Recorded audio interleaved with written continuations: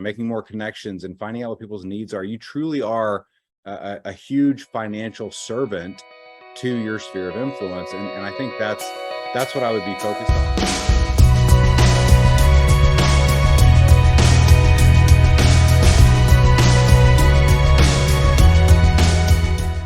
If you had to go and dominate in your market right now, what would you do?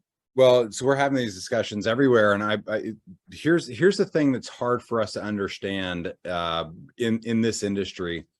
That is, this is a team sport. I don't mean build a team of your own. I mean that all of us together, and this includes other agents at other brands if they've made the horrible decision to join a different company. I'm just kidding.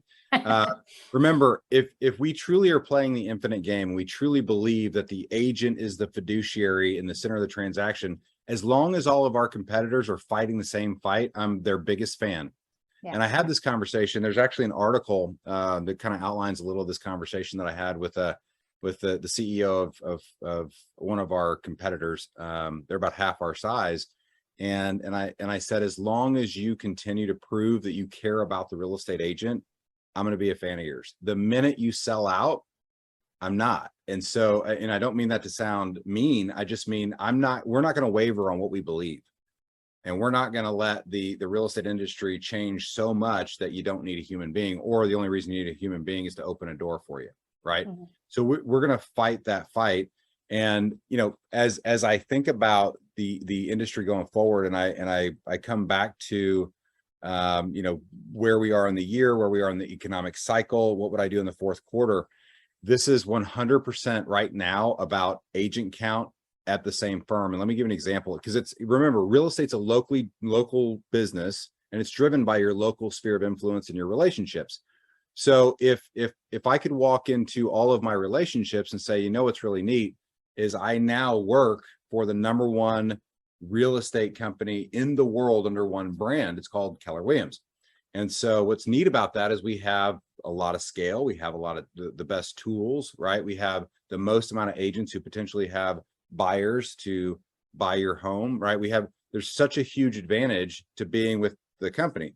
But to be truthful, nobody cares about the company. That's why you don't see us advertise the brand. It's not about Keller Williams. Our brand stands behind you. It's why I have this KW behind me, because the KW stands behind me. It doesn't stand in front of me. I also have that KW behind me. So this is not about Keller Williams. You won't see Super Bowl ads or Premier League, you know, football game ads for Keller Williams. It's not who we are. It's not what we do. We believe in the real estate agent. So this is a long answer to your short question.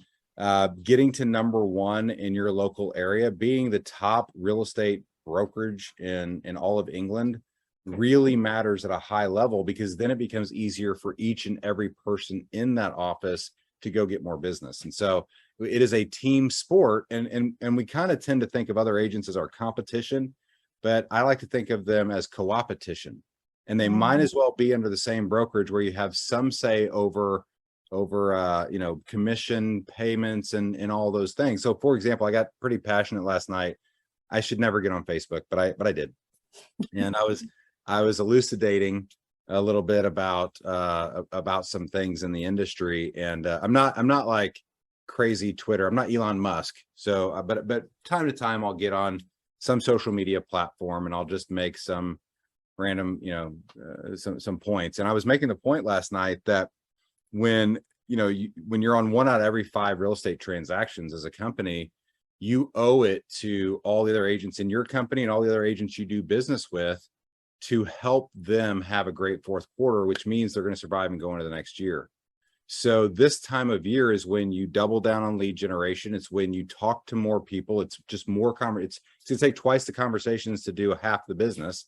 And so you're going to have to do 4x the work. And again, this goes back to we've had deals just land in our lap for so long that we kind of forgot how to do this as an industry. And so, you know, communicating more with all the people around you and making more connections and finding out what people's needs are, you truly are a huge financial servant to your sphere of influence. And I think that's what I would be focused on. It would be, how could you have 80 agents or so in your office, is that right? That's right, yeah. Okay. So how does every one of those agents, how do we go get 1 or 2 other agents, either not in the industry or at other companies, to join Keller Williams anywhere, start building our passive income so that, again, it helps our personal side. And we can give the gift of the training systems, models, personal development of Keller Williams. That's what I would be focused on. If I were teaching in your office today, I would get all 80 agents together. We'd probably do some awkward hugs, right? Because we tend to hug around here. And I would say 7 a day, I heard. That's right. I'd say, let's go, or you're weird. Well, COVID changed that. I don't know what it is today. Now it's air hugs. But I would sit down with every agent and I would say, how can we go build, your growth share?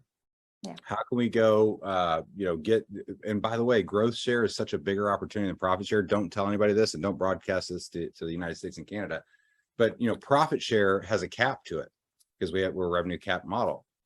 Growth share doesn't. And so you have the potential of building massive amounts of passive income. And that's what I would be most excited about. Because here's the thing, if I could help, I don't know what the average income is for an estate agent in England, but if I could help you, if I could wake up every day and my whole job was to help you get your passive growth share to that dollar amount per year so that you didn't have to sell a house ever again. Not that we want you to. The reason we want that is you'll sell more houses, you will have a bigger business, you'll have bigger opportunities, bigger life, all those good things. But that's what I would be focused on is what must be true for 80 agents in your office to turn into 160 by the end of the year. Something is true. There's a challenge in itself right there. You've just challenged the TL to make that happen. I'm going to tell, hey, Gary, I'm going to England for 3 months. And can you imagine if I came over there and if all we did was sit down and help people build man, that would be awesome. Oh, that's it now. That's it. I'm doing it now. We're going to have another call at the end of the year and I'm going to tell you we did it. We got to the 160. I'm so excited. Well, we got the big mark's 100 coming up.